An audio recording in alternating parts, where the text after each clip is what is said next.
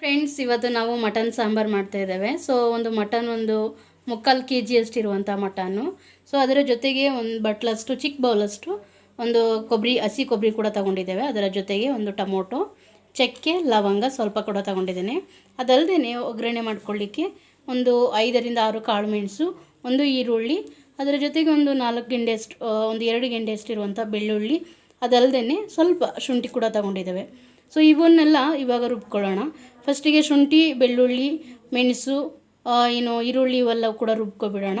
ನಂತರ ಮಸಾಲೆ ಅಂದರೆ ತೆಂಗಿನಕಾಯಿ ತುರಿ ಮತ್ತು ಟೊಮೊಟೊ, ಚಕ್ಕೆ, ಲವಂಗ ಇವುಗಳು ಕೂಡ ಮತ್ತೆ ರುಬ್ಕೊಳ್ಳೋಣ.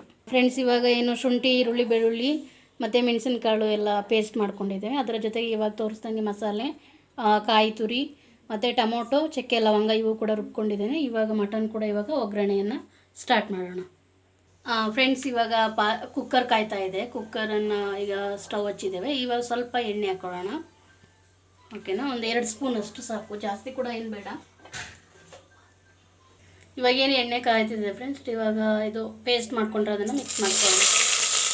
ಇದನ್ನು ಕೂಡ ಇವಾಗ ಫ್ರೈ ಮಾಡ್ಕೊಳ್ಳೋಣ. ಸ್ವಲ್ಪ ಅರಿಶಿನ ಪುಡಿ ಕೂಡ ಹಾಕ್ಕೊಂಡಿದ್ದೇನೆ. ಇವಾಗೇನು ಚೆನ್ನಾಗಿ ಫ್ರೈ ಆಗಿದೆ. ಇವಾಗ ಮಟನ್ ಹಾಕೋಣ.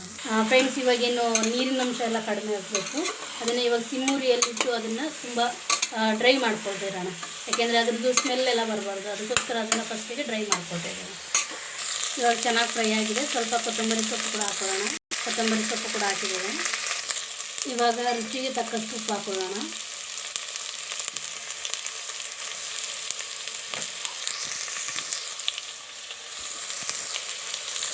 ಇವಾಗ ಮಸಾಲೆ ಎಲ್ಲ ಹಾಕೊಳ್ಳೋಣ.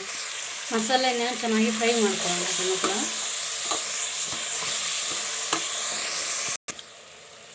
ಫ್ರೆಂಡ್ಸ್, ಇವಾಗ ನಾನು ಒಂದು 2 ಸ್ಪೂನಷ್ಟು ಮನೆಯಲ್ಲೇ ರೆಡಿ ಮಾಡಿರುವಂಥ ಮಟನ್ ಮಸಾಲ ಅದನ್ನು ಕೂಡ ಹಾಕ್ಕೊಳ್ತಾ ಇದ್ದೀನಿ.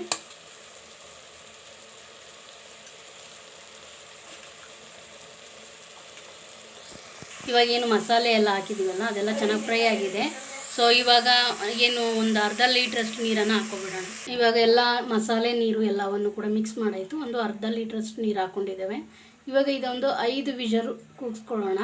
ಚೆನ್ನಾಗಿ ಬೆಂದಿರುತ್ತೆ, ಮಟನ್ ಕೂಡ ಸ್ಮೂತಾಗಿರುತ್ತೆ. ಸೊ ಇವಾಗ ಒಂದು ಕುಕ್ಕರ್ ಮುಚ್ಚಿ ಒಂದು 5 ವಿಷಲ್ ಕೂಗಿಸ್ಕೊಳ್ಳೋಣ.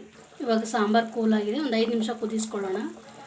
ಸೊ ಅದು ತೆಗಿತೀವಲ್ಲ ಕುಕ್ಕರಿಂದ ವಿಷಲ್ ತೆಗೆದಾಗ ಒಂದು 5 ನಿಮಿಷ ಕುದಿದ್ರೆ ಅದ್ರದ್ದು ಇನ್ನೂ ರಸ ಕೂಡ ತುಂಬ ಚೆನ್ನಾಗಿರುತ್ತೆ. ಬಿಸಿ ಮುದ್ದೆ ಜೊತೆಗೆ ಮಟನ್ ಸಾಂಬಾರು ಕೂಡ ರೆಡಿಯಾಗಿದೆ. ನೀವು ಕೂಡ ಮನೆಯಲ್ಲಿ ಒಮ್ಮೆ ಟ್ರೈ ಮಾಡಿ ಆರೋಗ್ಯವನ್ನು ಚೆನ್ನಾಗಿ ನೋಡ್ಕೊಳ್ಳಿ. Thank you.